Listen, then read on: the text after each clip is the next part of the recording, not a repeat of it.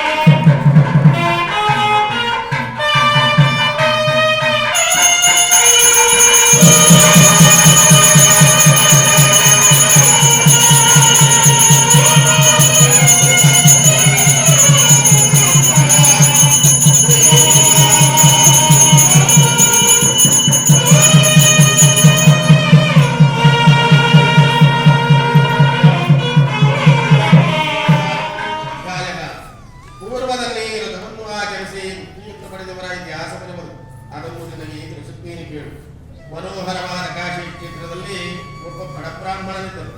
ಪ್ರತಿದಿನವೂ ಭಿಕ್ಷಾಟನೆಯನ್ನು ಮಾಡಿ ಜೀವಿಸುತ್ತಿದ್ದರು. ಭಿಕ್ಷೆಯನ್ನು ಕಷ್ಟವಾಗಿತ್ತು. ಅವರು ಶ್ರೀಮನ್ನಾರಾಯಣನ ಭಕ್ತರು.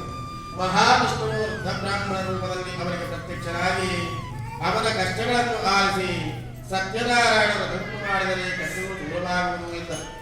ಅದೇ ರೀತಿಯಾಗಿ ಬ್ರಾಹ್ಮಣನು ಮಾರನೆಯ ದಿನ ಬಂದ ಭಿಕ್ಷಾಟನೆಯಾಡದಿಂದ ವ್ರತವನ್ನು ಶ್ರದ್ಧಾಭಕ್ತಿಯಿಂದ ಆಚರಿಸಿದರು.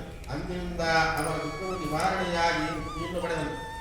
ಬ್ರಾಹ್ಮಣನು ವ್ರತವನ್ನು ಮಾಡುವ ಸಮಯದಲ್ಲಿ ಒಬ್ಬ ಕಟ್ಟಿಗೆ ಮಾರುವನು ಕಟ್ಟಿಗೆ ಮರೆಯನ್ನು ಹೊರಗಡೆ ಇಳಿಸಿ ದಾಹದಿಂದ ಬೀಳರಾಗಿದ್ದರೂ ಕೂಡ ಒಂದು ಸಮಾಪ್ತವಾಗುವ ತನಕಾಗಿದ್ದು ವ್ರತದ ಮಹಿಮೆಯನ್ನು ಕೇಳಿ ಜಲಪಾನ ಮಾಡಿ ಪ್ರಸಾದವನ್ನು ಸ್ವೀಕರಿಸಿ ಕಟ್ಟಿಗೆ ಹೊರೆಯನ್ನು ಬಂತು. ಈ ದಿನ ಬಂದ ಹಣದಿಂದ ನಾನೂ ಸಹ ಸತ್ಯನಾರಾಯಣ ಪೂಜೆಯನ್ನು ಮಾಡುವುದೆಂದು ಸಂಕಲ್ಪಿಸಿಕೊಂಡನು. ಆ ದಿನ 2ರಷ್ಟು ಲಾಭ ದೊರೆಯಿತು.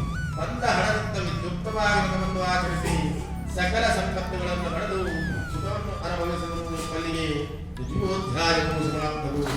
ಜಯ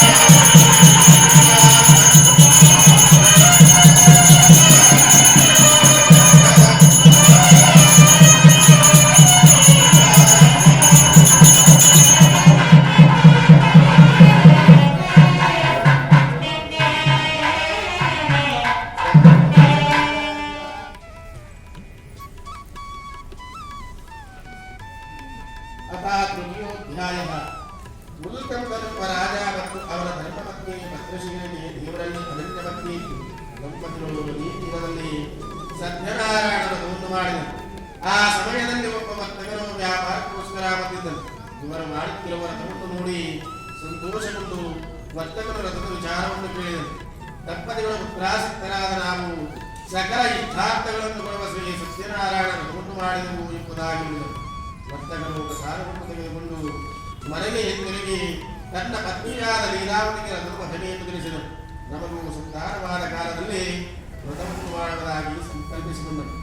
ದೇವರ ಪ್ರಸಾದದಿಂದ ಲೀಲಾವತಿ ಗರ್ಭವತಿಯಾದಳು.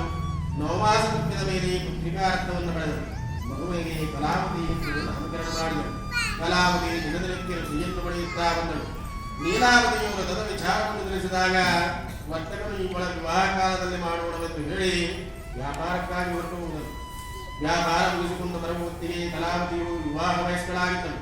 ಕಾಂಚನವೆಂಬ ಕಟ್ಟಡದಿಂದ ಸುಂದರನಾಗಿರುವ ಮರವನ್ನು ತಂದು ವೈಭವದಿಂದ ವಿವಾಹವನ್ನು ಮಾಡಿದನು. ವಿವಾಹ ಕಾಲದಲ್ಲಿಯೂ ಸಹ ವ್ರತವನ್ನು ಮಾಡಲಿಲ್ಲ. ವ್ರತವನ್ನು ಬರೆದ ವ್ಯಾಪಾರಕ್ಕಾಗಿ ವರ್ತಕನು ಅಳಿಯನೊಡನೆ ಹೊರಟನು. ಇದರಿಂದ ಶ್ರೀಮನ್ನಾರಾಯಣನಿಗೆ ಉಂಟಾಯಿತು. ವರ್ತಕರು ವ್ಯಾಪಾರಕ್ಕಾಗಿ ರಕ್ತಸಾರವೆಂಬ ಪಟ್ಟಣವನ್ನು ತಲುಪಿ ವ್ಯಾಪಾರವನ್ನು ಮಾಡುತ್ತಿದ್ದರು. ಒಂದು ದಿನ ಕಳ್ಳರು ಆ ಊರಿನ ರಾಜನಾದ ಚಂದ್ರಕೇತುವಿನ ರಾಜದ್ರವ್ಯವನ್ನು ಅಪಹರಿಸಿ ವರ್ತಕರು ವ್ಯಾಪಾರ ಮಾಡುತ್ತಿರುವ ಜಾಗದಲ್ಲಿ ಬಿಟ್ಟು ಕಂಟಿಗೆ ಕಾಣದಂತೆ ಓಡಿ ಹೋದರು. ರಾಜದೂತರು ವರ್ತಕರನ್ನು ನೋಡಿ ಇವರೇ ಚೋರನನ್ನು ಭಾವಿಸಿ ವರ್ತಕರ ಬಾರಿ ಏರುವ ಆಹಾರಕ್ಕಾಗಿ ಮನೆಮನೆಯನ್ನು ಸುತ್ತುತ್ತಿದ್ದರು. ಒಂದು ದಿನ ಕಲಾವತಿಯು ಸತ್ಯನಾರಾಯಣ ವ್ರತ ಮಾಡುತ್ತಿದ್ದವನಿಗೆ ಎಂದು ತಲುಪಿ ಪ್ರಸಾದವನ್ನು ಸ್ವೀಕರಿಸಿ ಮನೆಗೆ ಬಂದು ತಾಯಿಗೆ ವಿಚಾರವನ್ನು ತಿಳಿಸಿದರು. ಹಾಗೆಯೇ ಅವರು ವ್ರತವನ್ನು ಆಚರಿಸಿದರು. ವ್ರತವನ್ನು ಮಾಡಿದ್ದರಿಂದ ರಾಜನ ಕನಸಿನಲ್ಲಿ ಸ್ವಾಮಿ ಕಾಣಿಸಿಕೊಂಡು ಕಾರಾಗೃಹದಲ್ಲಿ ಇರುವ ವರ್ತಕರು ಚೋರನಲ್ಲವೆಂದು ತಿಳಿದು ಬಂತು. ಕೂಡಲೇ ಅವರುಗಳನ್ನು ಬಿಡುಗಡೆ ಮಾಡಿ ಹೆಚ್ಚಿನ ಧನವನ್ನು ಕೊಟ್ಟು ಕಳಿಸಲು ಎಂಬಲ್ಲಿಗೆ ದ್ವಿಯೋಧ್ಯಾಯವು ಸಮಾಪ್ತವು. ಜಯ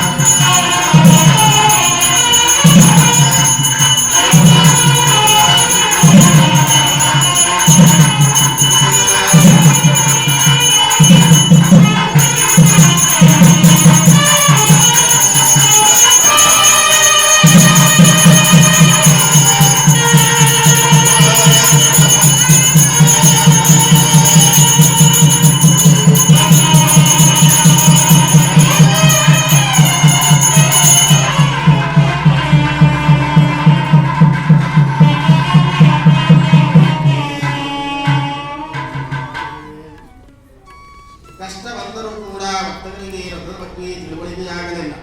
ಆದರೂ ಸ್ವಾಮಿಯು ಸನ್ಯಾಸಿ ವೇಷಧಾರಿಯಾಗಿ ಬಂದು ದೋಣಿಯಲ್ಲಿ ಏನಿದೆ ಎಂದು ವಿಚಾರಿಸಿದರು. ಸನ್ಯಾಸಿಯು ಹಣವನ್ನು ಅಪಹರಿಸಬಹುದೆಂದು ಯೋಚಿಸಿ ದೋಣಿಯಲ್ಲಿ ಎಲೆಯ ಬಳ್ಳಿಗಳಿರುವುದು ಎಂದು ವರ್ತಕರು ಸುಳ್ಳು ಹೇಳಿದರು. ಸ್ವಾಮಿಯು ನಿಮ್ಮ ಮಾತು ಯಥಾರ್ಥವಾಗಲಿ ಎಂದರು. ವರ್ತಕರು ನಿತ್ಯ ಕರ್ಮಗಳನ್ನು ಮುಗಿಸಿಕೊಂಡು ಪುನಃ ಹಡಗನ್ನು ನೋಡಿದಾಗ ಅದರಲ್ಲಿ ಎಲೆಯ ಬಳ್ಳಿಗಳಿದ್ದುದನ್ನು ಕಂಡು ದುಃಖಿಸಿದರು.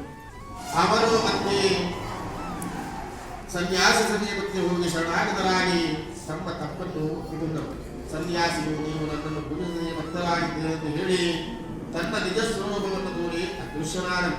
ವರ್ತಕರು ವ್ರತವನ್ನು ಆಚರಿಸುವುದಾಗಿ ನಿಶ್ಚಯಿಸಿ ದೋಣಿಯಲ್ಲಿ ನೋಡಿದಾಗ ಇದೇ ಬಳ್ಳಿಗಳೆಲ್ಲ ಗೋಮಾಯವಾಗಿ ನಡೆದಿದ್ದಾಗಿ ಪ್ರಯಾಣ ಮಾಡಿ ಊರಿಗೆ ಹಿಂದಿರುಗಿದರು.